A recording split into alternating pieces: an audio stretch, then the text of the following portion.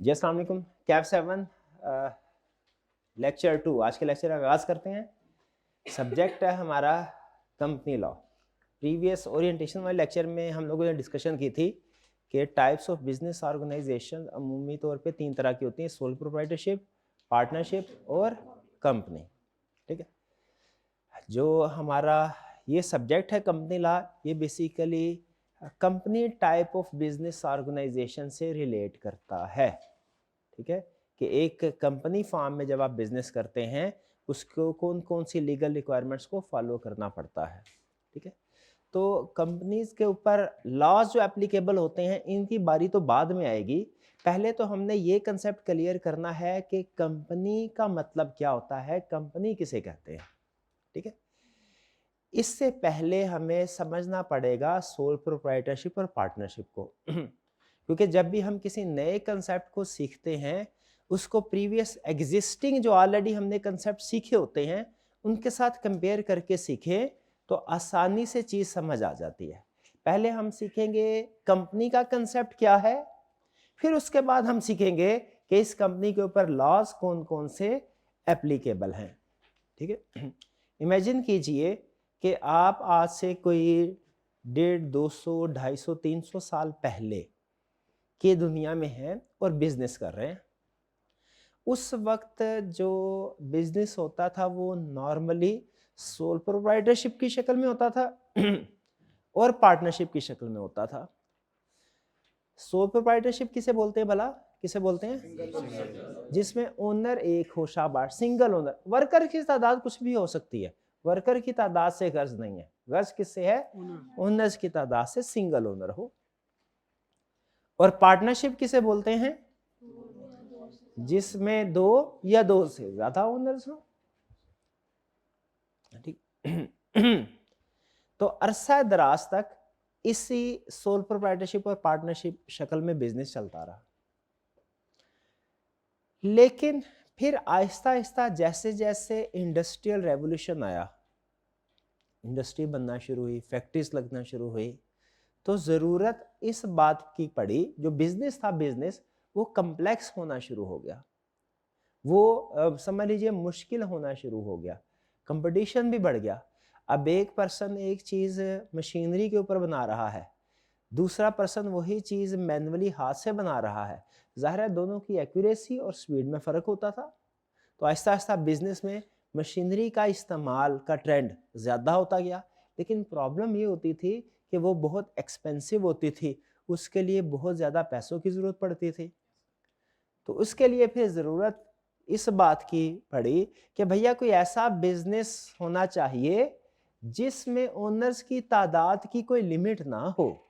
Sole proprietorship में तो एक ही होता है, पार्टनरशिप में 20 होते हैं, उसमें तादाद ज़्यादा हो। एक इस बात की ज़रूरत पड़ी। फिर दूसरी ज़रूरत इस बात की भी पड़ी कि जो बिज़नेस पहले हुआ करते थे, आज से समझ लीजिए 200-250 साल पहले जो चीज़ें खरीदी बेची जाती थी वो बहुत सादा नोयत की होती थी। ठीक है, इतनी कम्प्लेक्स नहीं होती थी, इनको बनाना इतना मुश्किल नहीं होता था, तो लोग आसानी से सीख सकते थे। ठीक है, उस वक्त कोई जहाज़ नहीं उड़ा करते थे। ठीक है, तो जो है अमूमी तौर पे जिन चीज़ों की तिजारत होती थी वो खाने पीने की चीज़ें होती थी या कुछ थोड़ी बहुत हैंडमेड चीज़ें होती हैं। लेकिन जैसे ही मशीनरी ईजाद हुई तो जो प्रोडक्ट्स हैं, ऑपरेशन कंपनी जो जो जो बिजनेस के ऑपरेशंस हैं, जो बिजनेस चीज में चीज़ें मैन्युफैक्चर होती हैं, उनकी तादाद और उनकी कम्प्लेक्सिटी वो बढ़ती गई। तो पहले तो ये होता था कि आपने कोई बिजनेस करना है, कोई भी ओनर आसानी से उस बिजनेस को सीख सकता था। अब जब इंडस्ट्रियल रेवोल्यूशन आया तो उसके बाद जो इंडस्ट्रीज ग्रो की, डेवलप हुई, तो उसमें ऐसी ऐसी इंडस्ट्री आई कि वो आम पर्सन के लिए वो बिजनेस अकेले खुद से चलाना वो मुश्किल होता गया। यानी बिजनेस चलाने के लिए आपको पता है पैसा भी चाहिए और स्किल भी चाहिए, दोनों चीजें चाहिए। ठीक है, स्किल है, पैसा नहीं है तो आपके लिए बिजनेस ग्रो करना बहुत मुश्किल हो जाएगा। पैसा है, स्किल नहीं है, हो सकता है आप पैसा ही डुबो दे सारा। तो दोनों चीजों की जरूरत, और अमूमी तौर पे दोनों चीजें किसी एक पर्सन के पास नहीं होती थी। तो जरूरत इस चीज की पड़ी कि बिजनेस करने के लिए ओनर्स के साथ साथ कुछ मजीद टेक्निकल लोगों को भी इंगेज किया जाए, टेक्निकल लोगों को भी साथ इंगेज किया जाए। तो ये और इस जैसे कुछ और मसले मसाइल को सामने रख के फिर एक सोल्यूशन प्रेजेंट किया गया। सोल्यूशन क्या प्रेजेंट किया गया कि एक new form of business organisation develop किया जाए जिसका नाम रखा गया जॉइंट स्टॉक कंपनी, जिसे सिर्फ कंपनी भी कहते हैं। ठीक है, क्या किया गया? न्यू बिजनेस ऑर्गेनाइजेशन, जिसे कंपनी भी कहते हैं और जॉइंट स्टॉक कंपनी भी कहते हैं। अब देखें, आज और कल का दिन, ये 2 लेक्चर्स हैं। ये हमने कोई लीगल कंसेप्ट ज्यादा मुश्किल नहीं पढ़ना, कोशिश करेंगे बिल्कुल सिंपल लेवल पे कंसेप्ट रखें। सिर्फ मैं चाह रहा हूं कि आप कंपनी के कंसेप्ट के साथ फेमिलियर हो जाए कि कंपनी का कंसेप्ट बेसिकली है क्या। एक दफा कंसेप्ट समझ आ गया ना, तो फिर बहुत आसान हो जाएगा लीगल रिक्वायरमेंट्स को समझना। ठीक है, जब आप प्रैक्टिकल लाइफ में जाएंगे ना, किसी कंपनी में बैठेंगे, तो आपके लिए कंपनी को समझना बहुत आसान हो जाएगा। यूं समझ लीजिए, मैं पता है आपको क्या करने लगा हूं। मैं अब अगले 2 लेक्चर्स में मैंने आपको समझाना है कि हाथी कैसा होता है, लेकिन हाथी जिंदगी में आपने कभी देखा नहीं हुआ। इमेजिन कीजिए, अगर तो मैं आपको हाथी दिखा सकता होता, मैं एक तस्वीर दिखाता, मैं कहता ये हाथी है, कंसेप्ट उसी वक्त क्लियर। अगर आपका प्रैक्टिकल एक्सपोजर होता, प्रैक्टिकली किसी कंपनी में हम बैठे होते, मैं शायद आपको आधे घंटे में उसका बेहतरीन कंसेप्ट, बल्कि आप खुद समझ लेते। लेकिन मसला क्या है कि हमारा प्रैक्टिकल एक्सपोजर आप लोगों का नहीं है। आपने कभी किसी कंपनी में प्रोबेबली काम नहीं किया, किसी सीनियर लेवल पे काम नहीं किया कि आपको उसके स्ट्रक्चर के बारे में अंदाजा हो, आपको पता हो कि कंपनी जो है उसका स्टेटस क्या होता है, क्या लीगल रिस्पॉन्सिबिलिटी वगैरह वगैरह उसके। तो मैंने आपको, मेरा टास्क क्या है अगले 2 लेक्चर में, आपको एक ऐसी चीज के बारे में मैंने एक्सप्लेन करना है जिसको आपने कभी भी नहीं देखा हुआ। ठीक है, तो हम कुछ डिस्कशन करेंगे, कुछ फीचर्स मैं आपको उसके बताऊंगा, आपने आहिस्ता आहिस्ता अपने जहन में उसको विजुअलाइज करना है। ठीक है, कि ये कैसा होता है, इसके हाथ होते हैं कि नहीं, पैर होते हैं, बड़े बड़े पैर, लंबी सी सूंड वगैरह, हाँ वगैरह वगैरह। ठीक है, इस तरीके से मैं एक्सप्लेन करने की कोशिश करूंगा। शुरू में आपका कुछ थोड़ा सा हो सकता है, आपको पता है स्ट्रक्चर बनाने में, विजुअलाइज करने में थोड़ी प्रॉब्लम होती है। बाज़ औक़ात ऐसा होता है कि एक कंसेप्ट पहले पढ़ा है और थोड़ी देर के बाद उससे मिलता जुलता कंसेप्ट पढ़े तो वो मिक्स होने लगता है, लेकिन आहिस्ता आहिस्ता आपको ये फ़र्क क्लियर हो जाएगा। आज और कल 2 दिन का लेक्चर अगर आप अच्छे से समझ लेते हैं तो उम्मीद है 60 to 70% आपको कंपनी के बारे में पता चल जाएगा कि कंपनी है क्या। बाकी जो डिटेल की चीज़ें वो फिर हम आहिस्ता आहिस्ता पढ़ेंगे। और एक दफ़ा अगर आपको पता चल गया कि कंपनी है क्या, उसके ऊपर जो लॉज एप्लीकेबल हैं वो भी आपको आसानी से क्लियर हो जाएंगे कि कौन से लॉज हैं। ठीक है जी, स्टार्ट करें। चलिए, सबसे पहले अगर हम सोल प्रोप्राइटरशिप में बिजनेस कर रहे होते, सोल प्रोप्राइटरशिप फार्म में, तो यहां पे फर्ज कीजिए ये एक भाईजान होते, दुकानदार, ये इधर एक दूसरे भाईजान होते, कस्टमर। ये इनकी शॉप पे आते, इनको कहते भैया ये मेरे को डबल रोटी दो, अंडे दो, जो भी चीजें हैं ये मुझे चीजें दे दो। ये इनके पास गए, चीजें खरीदी, वापस आ गए। सोल प्रोप्राइटरशिप और पार्टनरशिप फार्म में इस तरीके से बिजनेस होता है। और ये अमूमी तौर पे कस्टमर और जो शॉपकीपर है, दुकानदार है, ओनर, ये एक दूसरे को जानते हैं। ये एक दूसरे को क्या है, जानते हैं। ऐसे हमारे घरों में भी करीब आप देखें जो डिफरेंट शॉप्स वगैरह होती हैं उनमें इसी तरीके से होता है, हम पर्सनली जान रहे होते हैं। ऐसा ही है, ओके। लेकिन अब जो टाइप ऑफ बिजनेस ऑर्गेनाइजेशन आई कंपनी, कंपनी में क्या होता था? कंपनी में होता ये है कि ट्रू ओनर और जो थर्ड पार्टीज होते हैं, जैसे कस्टमर है, जैसे सप्लायर है, जैसे एम्प्लॉयज है, इनके दरमियान में समझ लीजिए एक पर्दा लगा दिया जाता है। इन दोनों के दरमियान में एक पर्दा लगा दिया जाता है। ये दोनों पार्टीज, बिजनेस के ट्रू ओनर और बिजनेस के सप्लायर्स, कस्टमर्स, एम्प्लॉयज जो भी लेन देन कर रहे हैं, ये एक दूसरे को जानते नहीं हैं, जानते नहीं हैं। जैसे अगर हम कंपनी फॉर्म ऑफ बिजनेस की बात करें, ये ट्रू ओनर है। ट्रू ओनर कभी भी डायरेक्ट कस्टमर वगैरह के साथ डील नहीं करेगा। उसकी एक रीजन तो ये होगी क्योंकि डायरेक्ट डीलिंग के लिए इसके पास कोई टेक्निकल एक्सपर्टीज होना जरूरी है, जो शायद ना हो। जैसे फर्ज कीजिए एक एयरलाइन है, अब कस्टमर आके ओनर से कहे, ए ओनर भाई आप मालिक हो इस जहाज के, अब आप मुझे यहां से सिंगापुर लेके जाओ। क्या पॉसिबल है, लाजमी है कि ओनर को जहाज भी उड़ाना आता होगा? नहीं। बहुत सी एयरलाइंस की कंपनीज के मालिकान ऐसे हैं, मालिक तो हैं, उन्हें जहाज उड़ाना नहीं आता।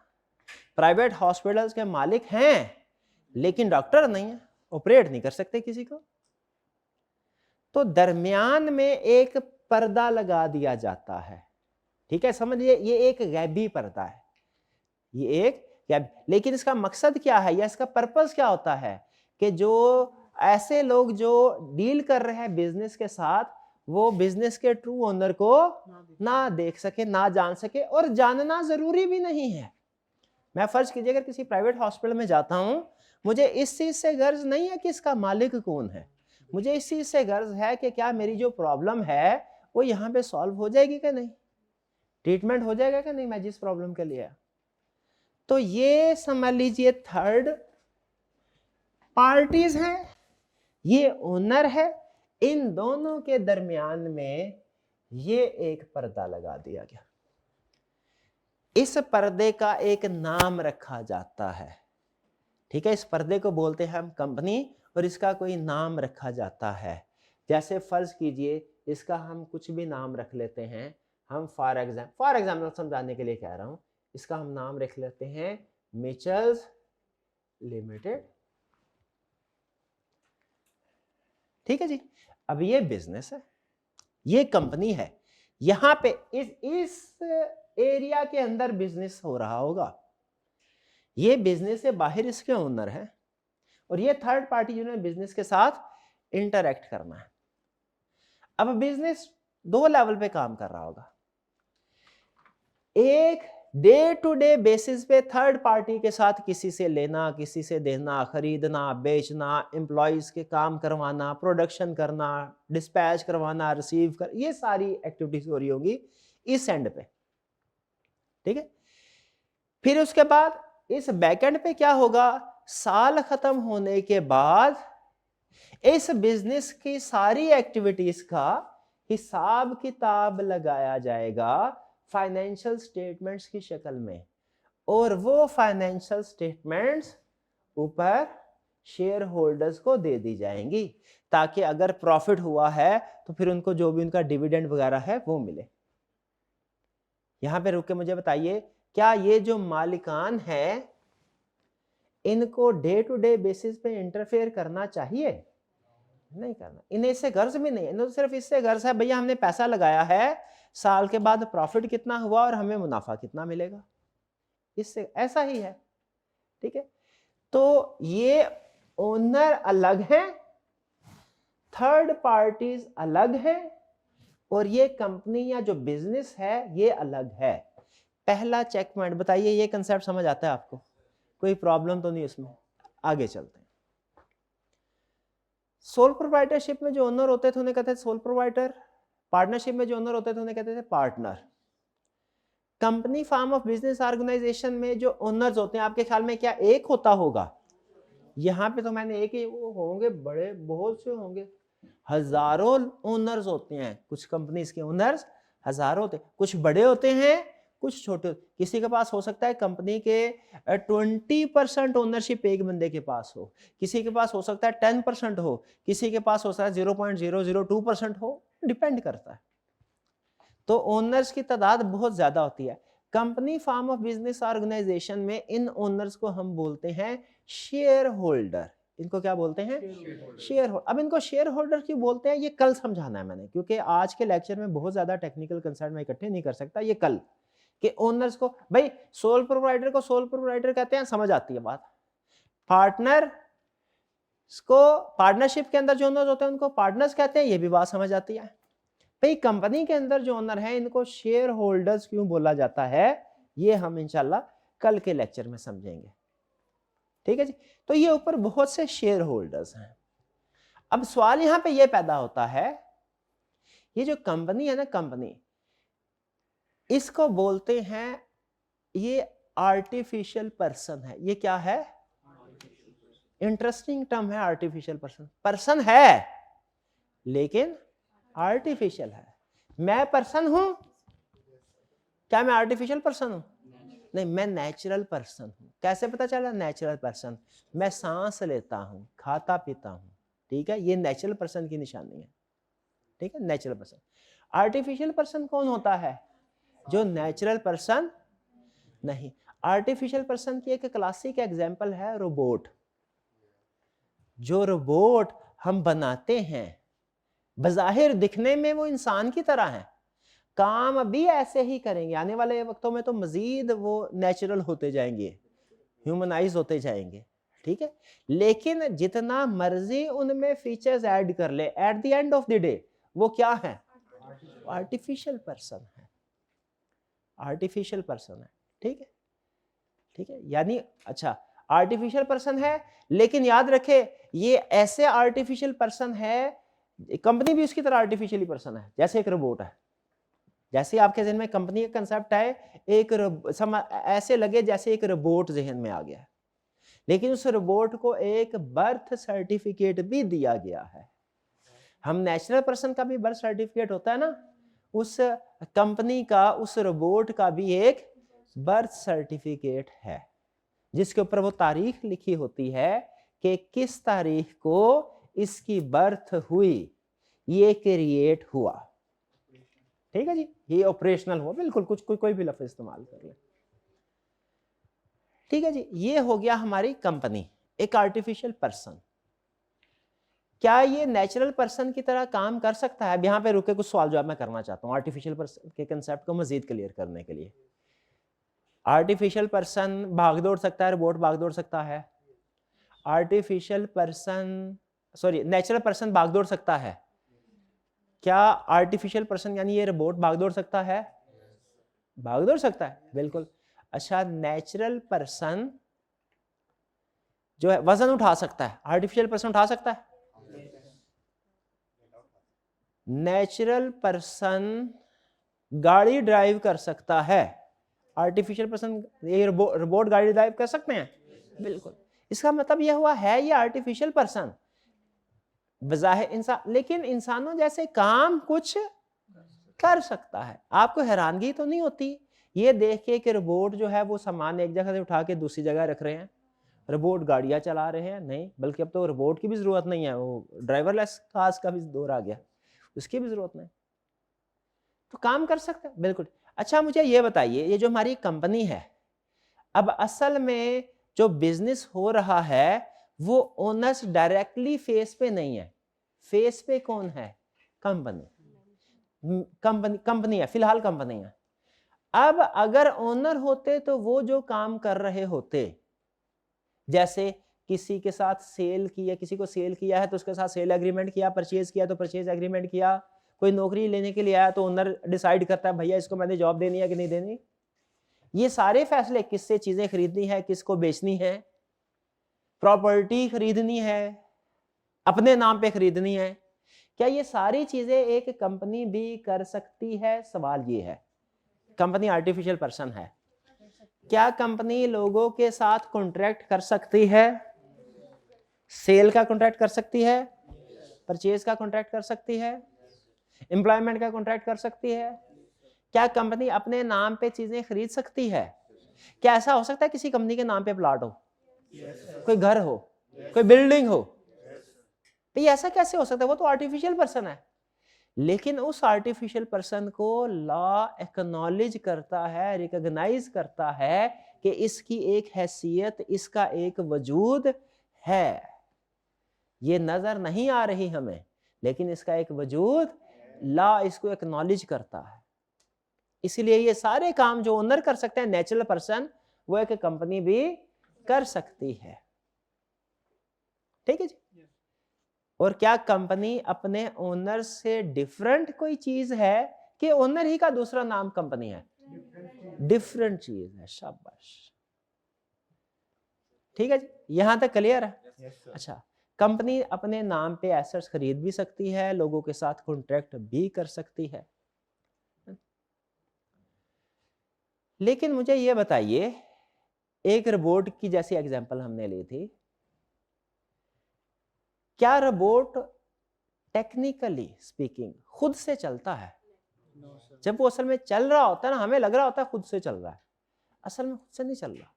बैकएंड पे कुछ लोगों ने उसकी प्रोग्रामिंग की है, इंस्ट्रक्शंस दी हुई हैं, बाकायदा उसका सॉफ्टवेयर है जिसमें उसको इंस्ट्रक्शन दी जाती हैं और वो इंस्ट्रक्शंस के मुताबिक काम करता है। ऐसा ही है, उसको इंस्ट्रक्शंस कौन दे रहे होते हैं? क्या उसमें सॉफ्टवेयर किसने बनाया? उसके जो भी अंदर पैरामीटर्स थे वो कुछ साइंटिस्ट होंगे, ठीक है, उन लोगों ने बनाया हो, कोई कंप्यूटर साइंटिस्ट होंगे, प्रोग्रामर्स होंगे, उन्होंने बनाया होगा ना। ठीक है, अगर वो ठीक तरीके से, फर्ज कीजिए, अच्छा मैं उसका ऑनर हूं, फर्ज कीजिए मैं एक रोबोट ले आया, मैं समझ, मैंने कहीं से एक रोबोट खरीदा, कस्टमर हूं मैं, ठीक है, अब मैं रोबोट को कहता हूं भाई ये टीवी उठा के उस जगह पे रखो, उसने टीवी को पकड़ा और उसने फेंक दिया नीचे, टीवी टूट गया। सवाल ये है, अब इसमें कसूर क्या उस रोबोट का है,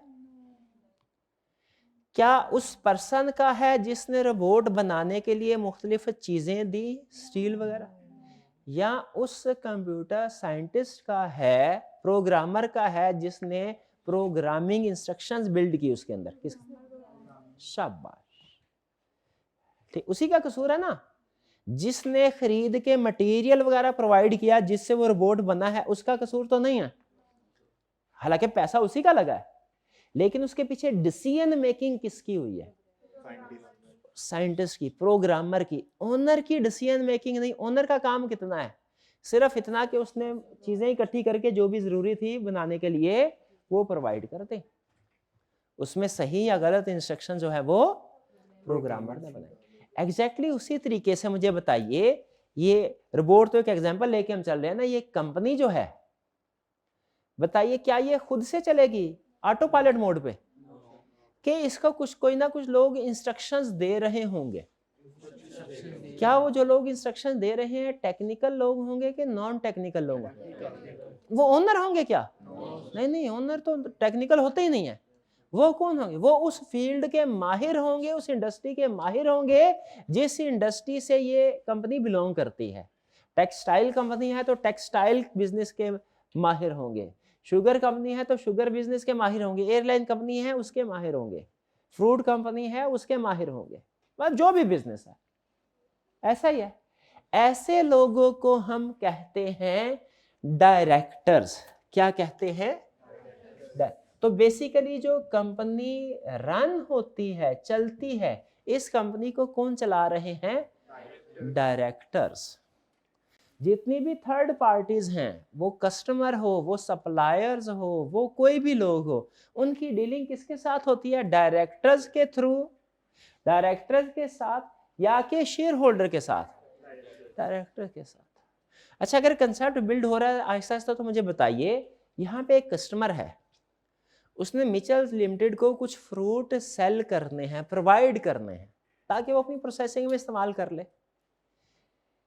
ये सप्लायर जो कॉन्ट्रैक्ट करेगा, कॉन्ट्रैक्ट के ऊपर नाम किसका आएगा? कंपनी का नाम आएगा, डायरेक्टर्स का नाम आएगा, या के शेयर होल्डर का? कंपनी का। क्यों? डायरेक्ट मालिक ही है, इनका नाम क्यों नहीं आएगा?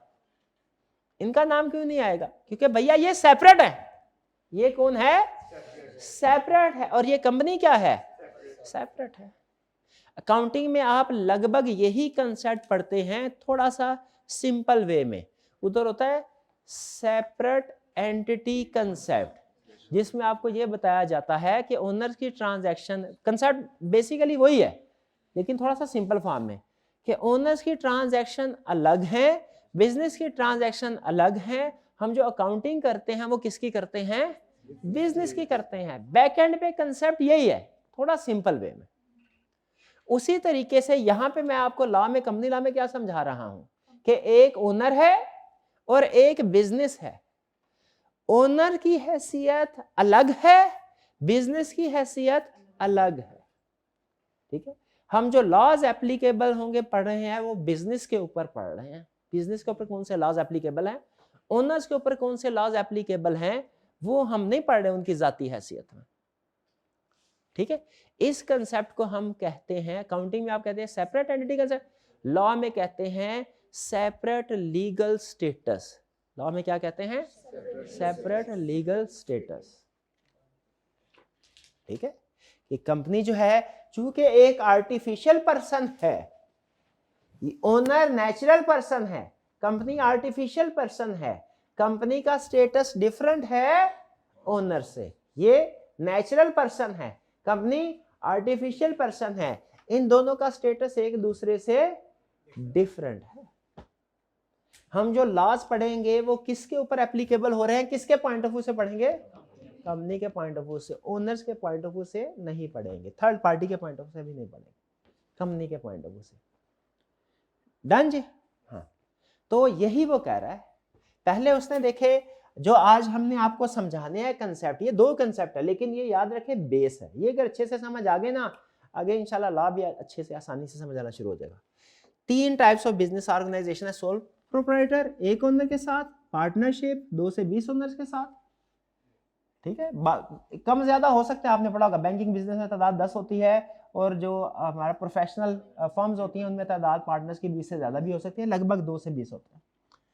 और कंपनी में 1 से लेके एनी नंबर ऑफ ओनर्स हो सकते हैं, और इन ओनर्स को क्या कहते हैं, हम शेयर होल्डर कहते हैं या मेंबर कहते हैं। ठीक है, इनके नाम ये क्यों पड़े हैं, ये कल का टारगेट है मेरा, आज नहीं। आज सिर्फ याद कर लीजिए कि कंपनी के जो मालिकान होते हैं उनको हम क्या कहते हैं, शेयर होल्डर्स या members. Features of A company, company के फीचर के, कंपनी का जो सबसे बड़ा फीचर है, कंपनी का सबसे बड़ा फीचर है, अगर आप कहें ना सर एक फीचर हमें बताएं जिसमें कंपनी सिमट जाए, मिनिमम, ज्यादा नहीं, एक सेलेक्ट कर, तो मैं कहूंगा सबसे बड़ा जो डिफरेंस है वो यही है, सेपरेट लीगल स्टेटस। कि कंपनी का अपना अलग से लीगल स्टेटस है, लॉ इसको अलग से रिकॉग्नाइज करता है कि ये एक अलग से पर्सन है। ठीक है, जैसे ये भाई हैं, ये भाई हैं, ये फर्ज कीजिए दोनों भाई आपस में सगे भाई हैं फर्ज कीजिए, लेकिन लॉ दोनों को अलग पर्सन ट्रीट करता है। ये अगर कोई गलत काम करते हैं लॉ इसकी सजा इनको नहीं देगा, ये अगर कोई गलत काम करते हैं लॉ इनकी सजा दूसरे भाई को, चाहे वो सगे भाई क्यों ना हो। ठीक है, किस वजह से, क्योंकि दोनों का लीगल स्टेटस सेपरेट है। कैसे पता चला दोनों का लीगल स्टेटस सेपरेट है, इनका आईडी कार्ड अलग है, इनका आईडी कार्ड अलग है। तो इसी तरह जो ओनर्स है उनका अपना आईडी कार्ड होता है, बर्थ सर्टिफिकेट होता है। कंपनी जो है इसका अपना अलग से आईडी कार्ड भी होता है, बर्थ सर्टिफिकेट भी होता है, नाम थोड़ा डिफरेंट है, उसको कहते कुछ और है। ठीक है, लेकिन इसका कंपनी का अलग से बर्थ सर्टिफिकेट भी होगा, अलग से आईडी कार्ड भी होगा, इसकी अलग से हैसियत होगी। ठीक है जी, इसे क्या बोलते हैं हम लॉ में, सेपरेट लीगल स्टेटस या आर्टिफिशियल पर्सन।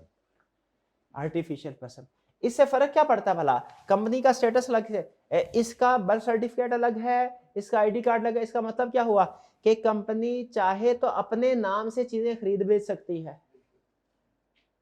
ठीक है, अच्छा मुझे बताइए, अगर चले सवाल बाद में पूछता हूं, पहले ये कंप्लीट कर लूं। सेपरेट लीगल स्टेटस, कंपनी, ये बात समझ आ रही है, company can own its assets, company assets को अपने नाम पे ओन कर सकती है।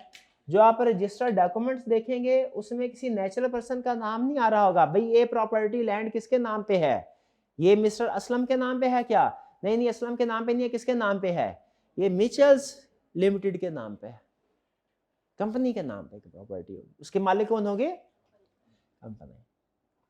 अच्छा, company itself liable for its debts, company को जो बिजली के बिल आते हैं, कोई लायबिलिटी है, कंपनी ने एम्प्लॉयज की सैलरी पे करनी है, बताइए वो असल लायबिलिटी किसकी है, कंपनी की, ओनर्स की तो नहीं है। ओनर्स की क्यों नहीं है? उनका सेपरेट लीगल स्टेटस है, उनका सेपरेट लीगल स्टेटस है। ठीक है। Can make contract on its own, क्या कंपनी अपने नाम से कॉन्ट्रैक्ट कर सकती है? बिल्कुल कर सकती है। अच्छा, मेरे 2-3 छोटे छोटे सवालों के जवाब दीजिए, अगर कंसेप्ट क्लियर है तो आप इसको ठीक बता सकेंगे। फर्ज कीजिए कि कंपनी ने सामान खरीदा एक सप्लायर से, उसको पैसे अदा करने थे। सप्लायर कंपनी के हेड ऑफिस, रजिस्टर्ड ऑफिस में आने की बजाय कंपनी के ओनर के घर में पहुंच गया और कहने लगा मुझे पैसे अदा करो। ओनर कहने लगा भाई मेरी तो ये लायबिलिटी ही नहीं है, तो बिजनेस की लायबिलिटी है, उससे जाके लो। कहता है नहीं, बिजनेस की लायबिलिटी है लेकिन बिजनेस भी तो तुम्हारा ही है, तो तुम्हारी ही लायबिलिटी हुई। ठीक है ना, लायबिलिटी बिजनेस की है, बिजनेस के ओनर तुम हो, तो लायबिलिटी तुम्हारी ही हुई। क्या ये सप्लायर का आर्गुमेंट करेक्ट है? नहीं, लीगली करेक्ट नहीं है, लीगली करेक्ट नहीं है। बिजनेस के एसेट्स और लायबिलिटीज बिजनेस के एसेट्स और लायबिलिटीज, वो ओनर के एसेट्स और लायबिलिटीज नहीं है।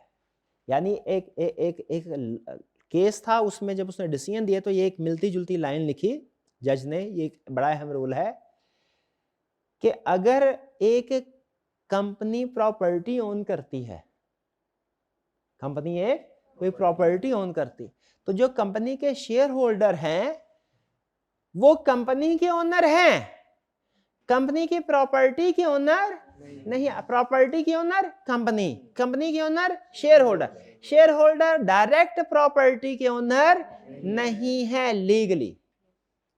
क्यों नहीं है? क्योंकि दोनों का लीगल स्टेटस सेपरेट है। कंपनी का लीगल स्टेटस अलग है, ओनर्स का, शेयर होल्डर का लीगल स्टेटस अलग है। तो मुझे बताइए, अगर कंपनी ने किसी बंदे से पैसे रिसीव करने हैं, कंपनी के बिहाफ पे शेयर होल्डर पैसे वसूल कर सकते हैं? नहीं। कंपनी ने किसी से पैसे वसूल करने हैं, कंपनी के बिहाफ पे शेयर होल्डर वसूल कर सकते हैं? नहीं, वो लीगल लायबिलिटी पे नहीं होगी। क्यों? क्योंकि दोनों का लीगल स्टेटस सेपरेट है। पैसे देने किसी और को है, देखिए किसी पर्सन ने आपको पैसे देने हैं, ठीक है, 1 लाख रुपया, ठीक है, और आपके भाई से मुलाकात होगी, भाई को दे दें? हाँ, देखा, नहीं देना चाहिए ना, वो लायबिलिटी, क्योंकि दोनों लीगली कानूनी नुक्ता नजर से, देखिए फैमिली एक या प्रॉब्लम कोई नहीं है किसी एक को दे, लेकिन कानून क्या कहता है, कानूनी नुक्ता नजर से दोनों का स्टेटस चूंकि सेपरेट है, तो जिस पर्सन को पैसे देने हैं आपने उसी को पे करेंगे तो लायबिलिटी सेटल होगी, वरना लायबिलिटी सेटल नहीं होगी। ठीक है जी। तो अगर कंपनी ने किसी से रिसीव करने हैं पैसे, कौन रिसीव करेगा? कंपनी या शेयर होल्डर भी कर सकते हैं? कंपनी। पे करने हैं, कौन पे करेगा? रिसीव करने वाली साइड इतनी अहम नहीं है, पे करने वाली साइड अहम है, क्योंकि बाज़ औक़ात कंपनी बैंक से लोन लेती है और लोन लेने के बाद उसको रीपे नहीं कर पाती, तो बैंक की कोशिश होती है हर सूरत अपने पैसे रिकवर करवा ले। वो कंपनी के खिलाफ भी केस करता है और कंपनी के शेयर होल्डर के खिलाफ भी केस करता है। तो बताइए कोर्ट किसको ऑर्डर करती है पे करने के लिए? कंपनी को। कुछ समझ आ रही है बात है? ठीक है, चलिए अब आगे चलते हैं। ये हमें फिर मुझे बताइए, ये सेपरेट लीगल स्टेटस, ये सारे पॉइंट समझ आ गए? कंपनी का अच्छा सेपरेट लीगल स्टेटस है, ये तो पता चल गया, लेकिन भाईजान ये कंपनी है तो असल में आर्टिफिशियल ही, रोबोट है तो रोबोट ही, उसमें जितनी भी इंटेलिजेंस हो है तो आर्टिफिशियल ही, नेचुरल तो अपनी मर्जी से कुछ नहीं कर सकता। ठीक है, तो इस रोबोट को चलाने के लिए किसी की जरूरत पड़ेगी, बिल्कुल किसी की जरूरत पड़ेगी। एक प्रोग्रामर होगा जो उस रोबोट के अंदर कोई प्रोग्राम सॉफ्टवेयर फिट करेगा, फिर उसके पास एक रिमोट होगा, वो दूर बैठ के रिमोट के बटन दबाता जाएगा, वो रिमोट का लेफ्ट साइड का बटन दबाएगा, रिमोट लेफ्ट साइड पे जाएगा, राइट साइड का बटन दबाएगा, रिमोट राइट साइड पे। भाई ऐसा ही है। तो इस रोबोट, जैसे रोबोट को चलाने के लिए कोई प्रोग्रामर की जरूरत है, क्या उसी तरह कंपनी को चलाने के लिए भी कोई टेक्निकल प्रोग्रामर की जरूरत है? बिल्कुल है। इसको क्या बोलते हैं? डायरेक्टर्स, या आम जुबान में बोलते हैं मैनेजमेंट, और टेक्निकल लैंग्वेज में इसको बोलते हैं डायरेक्टर्स, एक ही चीज है। तो इस कंपनी को चलाने के लिए कौन लोग होंगे? डायरेक्टर्स, जो उसको चलाएंगे। और अमूमी तौर पे देखें, शेयर होल्डर भी बाजुकात टेक्निकल पर्सन हो सकते हैं, बाजुकात नहीं भी हो सकते। हम for the time being assume करेंगे कि ये अलग अलग हैं। बाजुकात ऐसा होता है किसी पर्सन के पास पैसे भी हैं, उसके पास टेक्निकल स्किल्स भी होती हैं, लेकिन अमूमी तौर पे ऐसा नहीं होता। फिलहाल हम क्या एज्यूम करेंगे? सेपरेट। दोनों का स्टेटस क्या है? शेयर होल्डर अलग चीज है, डायरेक्टर अलग चीज है, दोनों का रोल अलग है। शेयर होल्डर्स मालिक हैं, डायरेक्टर्स कौन है? मैनेजर। ठीक है जी। अच्छा, फर्ज कीजिए कि ये भाईजान आप मेरे क्या हैं? स्टूडेंट है मेरे। ये ऐसे ही जैसे मेरे बच्चे की तरह हो। ठीक है, ये मेरा बच्चा है, स्टूडेंट है मेरा। भाईजान ये आपका क्या है? क्लासमेट है, दोस्त है। दोस्त है भाई। ऐसा क्या, एक ही बंदे में दो लोग कैसे हो सकते हैं? ये आपका दोस्त नहीं है, ये मेरा स्टूडेंट है। क्या क्या कह रहे हैं? ऊंची क्या कह रहे हैं? अच्छा, नहीं मानता है। ये मैं क्या कह रहा हूं? मैं कह रहा हूं ये मेरा स्टूडेंट है, ये कह रहे हैं ये मेरा दोस्त है। भाई यहां तो ये स्टूडेंट होगा या दोस्त होगा, दोनों चीजें कैसे हो सकती हैं? हो सकती है। ओके ओके, हाँ हाँ, बात समझ आ गई। जब मैं इससे बात कर रहा हूंगा तो ये मेरा स्टूडेंट है, और जब ये भाई से बात कर रहे होंगे इनका दोस्त है। ठीक है, बल्कि ये अपनी रियल लाइफ में और भी बहुत से रोल्स प्ले कर रहे होंगे। ये घर जाएंगे तो ये एक बेटे का रोल भी प्ले कर रहे होंगे, एक भाई का रोल भी प्ले कर रहे होंगे। भाई ऐसा ही है। अब घर जाके कोई इनसे किसी से पूछे इनके भाई से, भाई क्या लगता है कि भाई है, तो मैं कहूँ नहीं नहीं ये तो मेरा स्टूडेंट है, ये आपका भाई कैसे हो सकता? भाई हो सकता है। उसकी प्लेस चेंज होने से क्या पोजीशन चेंज हो जाती है? जब ये घर में है तो इनकी हैसियत है एक भाई की, जब यही पर्सन हमारी क्लास में है तो इनकी हैसियत एक स्टूडेंट की है। क्या ऐसा पॉसिबल है? आपको हैरानगी तो नहीं होगी? तो पता है क्या होगा? जब होगी शेयर होल्डर्स की मीटिंग तो एक पर्सन होगा, वो इस शेयर होल्डर्स की मीटिंग में मौजूद होगा। ठीक है, मैं कहूंगा यहां पे सारे शेयर होल्डर बैठे हैं। कौन बैठे हैं इस मीटिंग में? Share holder. वही पर्सन अगर उसके पास टेक्निकल नॉलेज है तो कंपनी के अंदर मैनेजमेंट में भी होगा। द डायरेक्टर्स की मीटिंग होगी, वो उसमें भी बैठा होगा। और ये एतराज आपने उठाना है, मुझे कंफर्म है। डायरेक्टर्स की मीटिंग में भी बैठा होगा। मैं कहूंगा ये डायरेक्टर है, आप कहेंगे सर हो ही नहीं सकता, वो तो शेयर होल्डर था। वो शेयर होल्डर है, वो डायरेक्टर कैसे हो सकता है? और अगर वो डायरेक्टर है तो वो शेयर होल्डर कैसे हो सकता है कि नहीं हो सकता? हो सकता है। अगर उसमें एबिलिटी है, उसके पास पैसा भी है, वो शेयर होल्डर भी है, उसके पास स्किल है, वो डायरेक्टर भी हो सकता है। क्यों नहीं हो सकता? लेकिन याद रखें, जब वो शेयर होल्डर्स की मीटिंग में बैठेगा तो उसका स्टेटस क्या है, और जब वो डायरेक्टर्स की मीटिंग में बैठेगा तो उसका स्टेटस क्या है? डायरेक्ट। ये असूल याद रखना है, ये असूल याद रखना है। ये भाई जब घर जाएंगे तो उनका स्टेटस क्या हो जाएगा? भाई का। और जब क्लास में आएंगे तो उनका स्टेटस चेंज होके क्या हो जाएगा? स्टूडेंट का। एक पर्सन के पास कंपनी के अंदर भी डिफरेंट रोल्स या डिफरेंट पोजीशंस हो सकती है। हमने देखना है कि वो इस वक्त किस जगह पे बैठा है, वो इस वक्त किस जगह पे बैठा है। एक पर्सन कंपनी का मालिक भी है, उसके पास टेक्निकल स्किल्स भी है। वो अगर डायरेक्टर्स की मीटिंग में बैठा है तो उसका रोल क्या है? और वो शेयर होल्डर की मीटिंग में बैठा है, उसका शेयर होल्डर। तो मुझे बताइए, अमूमी तौर पे तो वैसे अलग अलग होते हैं, लेकिन इकट्ठे भी हो सकते हैं। अगर इकट्ठे हो भी जाए ना, स्टिल याद रखिए एक पर्सन शेयर होल्डर भी है, डायरेक्टर भी है, तो फिर भी हम उनको अलग अलग ही रखेंगे, क्योंकि जगह के साथ उसकी पोजीशन चेंज हो जाएगी। जब वो बोर्ड ऑफ डायरेक्टर्स की मीटिंग होगी ना, तो उसमें हम ये नहीं कहेंगे देख भाई ये शेयर होल्डर आया बैठा है, ये नहीं बोलेंगे। क्या बोलेंगे? देख भाई ये डायरेक्टर आया बैठा है। और शेयर होल्डर्स की मीटिंग होगी तो ये नहीं कहेंगे देख डायरेक्टर आया बैठा है, क्या बोलेंगे? शेयर होल्डर आया। तो अमूमी तौर पे शेयर होल्डर और डायरेक्टर अलग अलग होते हैं, लेकिन अगर कोई सेम भी हो ना तो स्टिल उनकी पोजीशन चेंज हो जाती है। हाँ हाँ बिल्कुल, क्या उनकी अथॉरिटी डबल हो जाएंगी? बिल्कुल उनकी अथॉरिटी डबल हो जाएगी।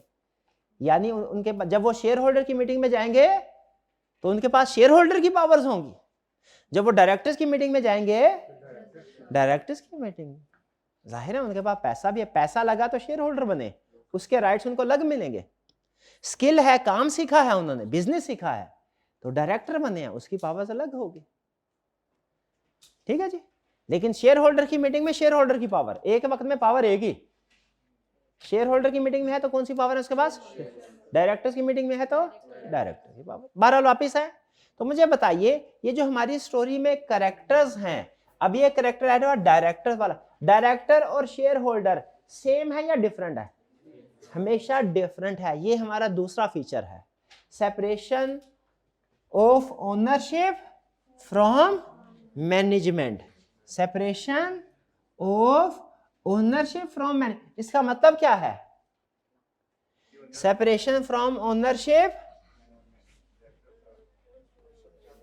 फ्रॉम मैनेजमेंट का मतलब क्या है कि कंपनी है, दोनों कंपनी से रिलेटेड, शेयर होल्डर भी कंपनी से रिलेटेड है, डायरेक्टर्स भी कंपनी से रिलेटेड है, लेकिन दोनों का स्टेटस डिफरेंट है। शेयर होल्डर शेयर होल्डर्स है, डायरेक्टर्स डायरेक्टर्स है, दोनों एक दूसरे से, और कंपनी कंपनी है। शाबाश शाबाश शाबाश, ये हुआ ना कंसेप्ट। अगर कभी मिस्टर ए, क्या ऐसा पॉसिबल है मिस्टर ए के पास शेयर्स भी हों कंपनी के और वो कंपनी का डायरेक्टर भी हो? सब पॉसिबल। तो क्या उसमें ये रूल जो है वो गलत साबित नहीं हो जाएगा कि separation of ownership from management गलत साबित नहीं हो जाएगा? नहीं नहीं, गलत साबित नहीं होगा। क्यों साबित नहीं होगा गलत? क्योंकि उस वक्त भी वो पर्सन जब शेयर होल्डर है ना, तो उस वक्त मैनेजमेंट नहीं है, और जब मैनेजमेंट की मीटिंग में बैठा है तो शेयर होल्डर नहीं है। सेपरेशन, ठीक है, लीगली दोनों स्टेटस सेपरेट है। भाई बात समझ आ रही है? हाँ सेपरेट। तो कंपनी में क्या होता है, कंपनी के ओनर्स हैं, कंपनी को चलाने वाले डायरेक्टर्स हैं, ओनर्स कुछ, शेयर होल्डर्स कुछ और लोग होते हैं, डायरेक्टर्स कुछ और लोग होते हैं। ठीक है जी। कंपनी के साथ जो भी लेन देन करेगा वो कंपनी का और उस थर्ड पार्टी का लेन देन है, शेयर होल्डर्स का तो इससे कोई फर्क नहीं पड़ता। अच्छा मुझे बताइए, बैंक ने कंपनी को लोन दिया, कंपनी वापस नहीं कर पाई, क्या बैंक शेयर होल्डर से लोन ले सकता है? नहीं ले सकता। क्यों नहीं ले सकता? लीगल रीजनिंग बताइए। सेपरेट लीगल स्टेटस, ये चीज सेपरेट लीगल स्टेटस, शाबाश। ठीक है। अच्छा मुझे बताइए, क्या कंपनी को शेयर होल्डर चलाते हैं? कौन चलाता है? डायरेक्टर्स चलाते। कंपनी खुद तो नहीं ना चल सकती, क्योंकि बहरहाल आर्टिफिशियल पर्सन है, रोबोट खुद से नहीं चल सकता, चलाने के लिए कोई चाहिए। आर्टिफिशियल पर्सन को चलाने के लिए डायरेक्टर्स चाहिए।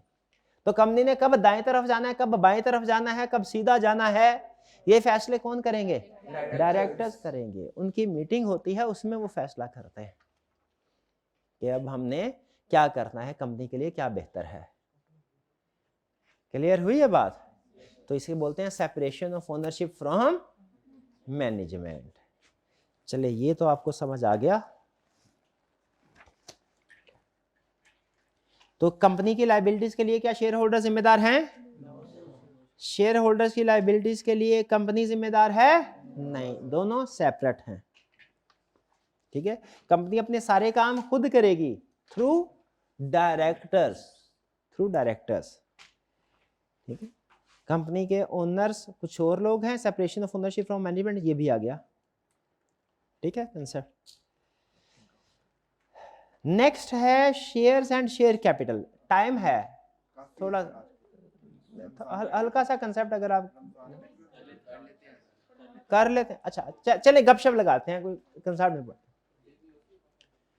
आप में से किसी स्टूडेंट ने कभी किसी हाउसिंग सोसाइटी का नाम सुना? किसी अच्छी हाउसिंग सोसाइटी का नाम बता दें। बहरिया टाउन, ठीक है। आजकल हालात उनके टफ ही लग रहे हैं।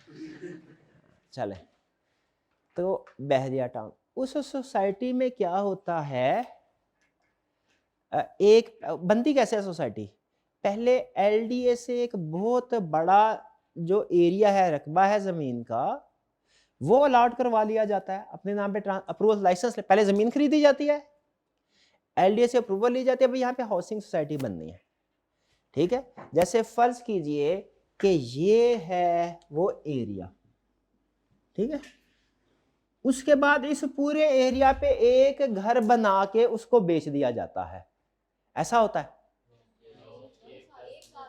एक ही घर नहीं बनाया, क्यों, एक ही घर भी तो बना सकते हैं। जैसे फर्ज कीजिए पता इसका जो भी है 200 एकड़ 400 एकड़ 500 जितना भी इसका एरिया है, उसमें एक बहुत बड़ा घर बना के उसको भी तो सेल किया जा सकता है। तोड़ना पड़ेगा इसको, क्यों तोड़ना क्यों पड़ेगा, मैं ये बिजनेस रीजनिंग दे ना, मुझे कन्विंस करे, बिजनेस क्यों तोड़ना पड़ेगा, क्योंकि एक बहुत बड़ा घर जो है ना उसको बेचना मुश्किल होता है, उसके ग्राहक कम होते हैं, क्योंकि बहुत कम लोगों के पास इतने पैसे होंगे, लेकिन छोटे छोटे घर बना के बेचना आसान होता है। याद रखिए मार्केट में छोटा इन्वेस्टर ज्यादा होता है, जैसे जैसे बड़ा इन्वेस्टर ढूंढते जाएंगे वो कम होता जाएगा। तो इसीलिए अगर आप अच्छा बिजनेस करना चाहते हैं तो फोकस करें ज्यादा कस्टमर्स के ऊपर, ठीक है। आपने एक ही बहुत बड़ा घर बना के बेचने की बजाय क्या बेहतर है, छोटे छोटे 10 घर बना के बेच दे।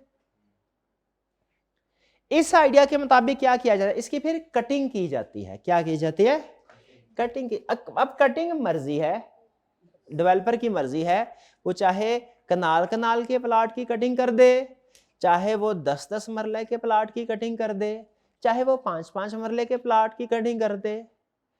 और ऐसा भी हो सकता है, एग्जांपल थोड़ी सी कॉम्प्लेक्स हो जाएगी, लेकिन अभी कंसल्ट बिल्ड का ऐसा भी हो सकता है, आधा हिस्सा वो कनाल कनाल का बना दे कटिंग वाला, और आधा हिस्सा वो 10-10 मरले की कटिंग का बना दे, भी हो सकता है कि नहीं हो सकता। चले हम बाहर अपने कंसेप्ट को सिंपल रखते हैं कि सारे का सारा जो है वो उसने फर्ज कीजिए 10-10 मरला की कटिंग की, डन जी, प्लाट की। अब ये बहुत से प्लाट हो गए, ऐसे ही है, फर्ज कीजिए कि 10 लगभग इस साइड पे हैं और 10 इस साइड पे, हर प्लाट को एक यूनिक नंबर अलॉट कर दिया जाता है, ऐसा ही है, प्लाट नंबर 1 2 3 4 5 6 7 8 9 10 यहां तक आके 90 100, ऐसा ही होगा।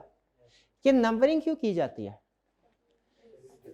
ताकि एक वेरिफिकेशन हो सके, एक जिसने प्लाट खरीदा वो दूसरे का ट्रांसफर ना हो सके, ऐसा ही है।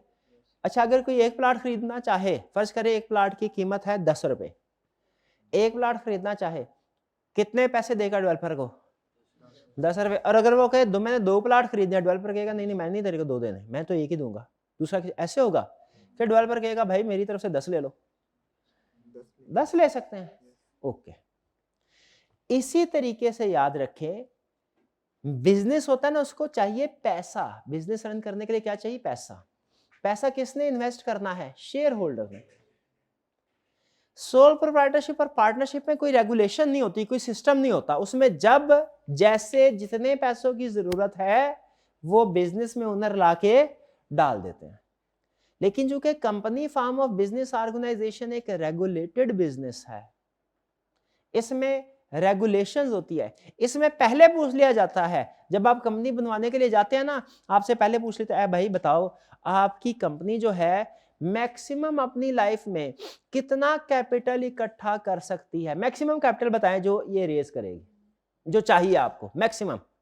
ये हिसाब किताब लगाएंगे, अभी तो 30 मिलियन का काम चल जाएगा, 30 मिलियन से अगले साल हो सकता है एक्सपेंशन हो जाए तो 20 मिलियन की और जरूरत पड़े, फिर आगे हालात का कुछ पता नहीं है, किस्मत ने साथ दिया तो ये डबल भी हो सकते हैं, 100 मिलियन हिसाब किताब आगे क्या कह देंगे 100 मिलियन। तो उस वक्त जो रेगुलेटर्स होंगे वो लिख देंगे इस कंपनी का मिचेस लिमिटेड का कैपिटल कितना है 100 मिलियन। अच्छा ये नहीं है कि अब 100 मिलियन से ऊपर जा ही नहीं सकते, जा सकते हैं, वो दोबारा एप्लीकेशन देनी पड़ती है। इसको हम कहते हैं रजिस्टर्ड कैपिटल, क्या कहते हैं रजिस्टर्ड कैपिटल। सोल प्रोप्राइटरशिप और पार्टनरशिप का कैपिटल कहीं रजिस्टर नहीं करवाना पड़ता, कंपनी का कैपिटल रजिस्टर करवाना पड़ता है, इसको बोलते हैं रजिस्टर्ड कैपिटल। ये समझ लें ये इक्वल डिस्ट्रीब्यूशन। 100 मिलियन आ गया, या समझ लीजिए कि ये फर्ज कीजिए कि ये 100 रुपये है, 100 रुपया कैपिटल रजिस्टर करवा दिया। अब मुझे बताइए क्या मार्केट में कोई एक इन्वेस्टर होगा जो सारे का सारा शेयर कैपिटल ले ले और हमें 100 रुपया दे दे? 100 रुपये से मुराद 100 मिलियन समझे हैं? हो सकता है, लेकिन इसका चांस बहुत कम है। तो इसीलिए मार्केटेबिलिटी को इनहेंस करने के लिए कि कंपनी को आसानी से शेयर होल्डर्स मिल जाएं, कंपनी को आसानी से शेयर होल्डर मिल जाए, कंपनी का जो टोटल 100 का शेयर कैपिटल है, गौर से सुनिएगा अल्फाज, कंपनी का जो टोटल ₹100 का शेयर कैपिटल है, इसे छोटे छोटे छोटे छोटे छोटे छोटे हिस्सों में डिवाइड कर दिया जाता है। कंपनी का जो टोटल 100, जैसे एक बहुत बड़ा एरिया है ना प्रॉपर्टी डेवलपर वाला, वो उसको एक ही बंदे को बेचना मुश्किल है, वो इसके छोटे छोटे हिस्से करता है और फिर वो छोटे छोटे हिस्से बेचता है। उसी तरह हम भी कटिंग करते हैं अपने शेयर कैपिटल की और फिर शेयर कैपिटल को क्या करते हैं, छोटे छोटे हिस्सों में डिवाइड। पहले वही एक पूरा 100 रुपीज था, अब उसके छोटे छोटे 100 हिस्से कर दिए हैं। अब ये 100 हिस्सों में से हर हिस्सा कितना है, 1 रुपए का। 100 रुपए था टोटल, 100 हिस्से कर दिए 1 रुपए, ठीक है। अब अगर मैं आपसे पूछूं भैया, अगर मैं आपसे पूछता भैया मेरे पास एक प्रॉपर्टी है 100 मिलियन की, कौन बाय करेगा, शायद आप में से कोई भी ना बाय करता। लेकिन अगर मैं कहूं भाई मेरे पास प्रॉपर्टी है 1-1 मिलियन की, 100 यूनिट्स हैं 1-1 मिलियन के, जिसने जितने घर खरीदने, तो शायद आप में से 8-10 तो अभी बुकिंग करवा लेते, सर 1 मिलियन हमारा पकड़े, 1 मिलियन हमारा, 1 मिलियन हमारा। भाई ठीक है ना, ये आप इस बात से एग्री करते हैं कि मार्केट में छोटा इन्वेस्टर ज्यादा होता है और कम कीमत की चीज ज्यादा जल्दी बिक जाती है। तो ये जो छोटे जो टोटल होता है ना, टोटल इसको हम बोलते हैं शेयर कैपिटल। टोटल को क्या बोलते हैं, और ये जो छोटे छोटे हिस्से किए जाते हैं इनको क्या बोलते हैं, शेयर्स, शेयर। और इस छोटे हिस्से की जितनी अमाउंट होती है, जैसे 1 रुपया हमारे केस में, इसको कहते हैं फेस वैल्यू ऑफ शेयर। तो लीगली स्पीकिंग हम क्या कहेंगे, एक कंपनी का शेयर कैपिटल होता है जो रजिस्टर करवाया जाता है, ये शेयर कैपिटल छोटे छोटे पार्ट्स में डिवाइड होता है, इन छोटे स्मॉलर पार्ट्स को हम शेयर बोलते हैं, शेयर कैपिटल नहीं, क्या बोलते हैं, शेयर बोलते हैं।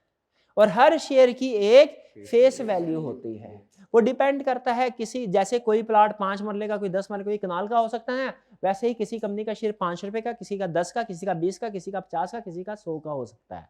वो हर एक की मर्जी होती है, अपने जिस मर्जी हिस्सों में डिवाइड कर ले, बस रजिस्टर करवाना होता है। बाकी छोटे हिस्सों में उसको डिवाइड करना है, बड़े हिस्सों में ये मर्जी होती है कंपनी के डायरेक्टर्स वगैरह की और शेयर होल्डर। तो ये शेयर का कंसेप्ट समझ आ गया आपको? yes, sir. अच्छा, अब ये जो लिखा हुआ है वो मैं पढ़ के बता रहा हूं, वो कह रहा है, जरा अपने सामने रखिएगा notes, share and share capital. कह रहा है share capital structure, total capital is divided into smaller units called share capital. ये लाइन समझ आ रही है? कंपनी का टोटल कैपिटल डिवाइड किया जाता है स्मॉलर पार्ट्स में, उन हर स्मॉलर पार्ट को क्या कहते हैं, शेयर्स। आप चाहे तो कंपनी का 1 शेयर ले लें, चाहे 10 शेयर ले लें। Each share has a face value. For example, capital of 10 million could be split into 1 million shares of ₹10 each। ये बात समझ आ रही कि नहीं आ रही? तो बजाय ये कि जो टोटल 10 मिलियन का कैपिटल है वो सारे का सारा एक ही दफा इशू करें किसी को, उसके हिस्से कर दिए 1 मिलियन, ठीक है। 10 मिलियन कैपिटल था, उसके 1 मिलियन शेयर बना दिए, एक शेयर की फेस वैल्यू कितनी हो गई, 10। ठीक है जी। अच्छा मुझे बताइए, जिसके पास ये प्रॉपर्टी होती है, प्रॉपर्टी ये वाली घर वाली बात कर रहा हूं, वो आगे किसी को सेल कर सकता है, किसी को गिफ्ट कर सकता है, उसकी डेथ हो जाए इनहेरिटेंस में डिस्ट्रीब्यूट हो सकती है। शेयर के बारे में एक लाइन बोली जाती है, share is a form of property. Share भी प्रॉपर्टी ही की तरह है, शेयर भी प्रॉपर्टी ही की तरह है। जब आपने शेयर खरीदा, आप आगे किसी को सेल करना चाहे, किसी भी कंपनी का सेल भी कर सकते हैं, गिफ्ट करना चाहे किसी फैमिली मेंबर को गिफ्ट भी कर सकते हैं, और जब शेयर होल्डर की डेथ हो जाए तो वो आगे भी ट्रांसफर हो सकता है। ठीक है जी। अच्छा, जिसके पास ये शेयर होगा, क्या उसके पास कुछ राइट्स होंगे? क्या राइट्स होंगे? असल में जिसके पास शेयर है ना, वो कंपनी का मालिक है, ये चीज ध्यान में रखें। मालिक वही होता है ना जो शेयर डालता है, जो लोन देता है वो मालिक नहीं होता, जो कंपनी में कैपिटल में कंट्रीब्यूट करता है वही मालिक होता है ना। तो अगर आप किसी कंपनी का शेयर खरीदते हैं, आप उसके डेट में कंट्रीब्यूट कर रहे हैं कि उसके कैपिटल में? कैपिटल। आप उसके क्या हो जाएंगे? मालिक हो जाएंगे, शेयर होल्डर हो जाएंगे। क्या हो जाएंगे? Share holder. आप मिचेल्स कंपनी का 10 रुपए वाला एक शेयर ले लें और किसी जगह खड़े होकर कह दे मैं मिचेल कंपनी का मालिक हूं, दुनिया का कोई बड़े से बड़ा वकील आपको गलत साबित नहीं कर सकता। आप सच में उसके मालिक हैं और आपके कुछ राइट्स भी हैं। शेयर का मतलब ये प्रॉपर्टी होती है ना, जैसे शेयर प्रॉपर्टी है तो प्रॉपर्टी के तो राइट्स होते हैं। हम कोई घर खरीदते हैं, प्रॉपर्टी हमारे पास राइट है, हम वहां पे रहते हैं, उसको इस्तेमाल कर सकते हैं, ऐसा ही फायदा उठा सकते हैं उससे। लेकिन साथ ही साथ कुछ लाइबिलिटीज भी होती हैं। बिल आए बिजली का, पे भी करना पड़ता है, साल बाद प्रॉपर्टी टैक्स आए वो भी अदा करना पड़ता है। तो इसी तरह मुझे बताए, share is a form of property. Share के कुछ राइट्स होंगे। क्या राइट? सबसे बड़ा राइट क्या होगा? मीटिंग तो राइट है ही, उससे भी बड़ा राइट भाई डिविडेंड है। प्रॉफिट हुआ तो डिविडेंड वसूल होगा। तो किसको पे होगा? जो शेयर होल्डर है। वैसे नहीं लाजमी, वैसे नहीं, वैसे कहाँ से घर से ला के देंगे डायरेक्टर। कंपनी को प्रॉफिट होगा तो वो डिस्ट्रीब्यूट करेंगे ना डिविडेंड। प्रॉफिट नहीं होगा तो फिर कहाँ से करेंगे? फिर नहीं करेंगे, फिर डिविडेंड।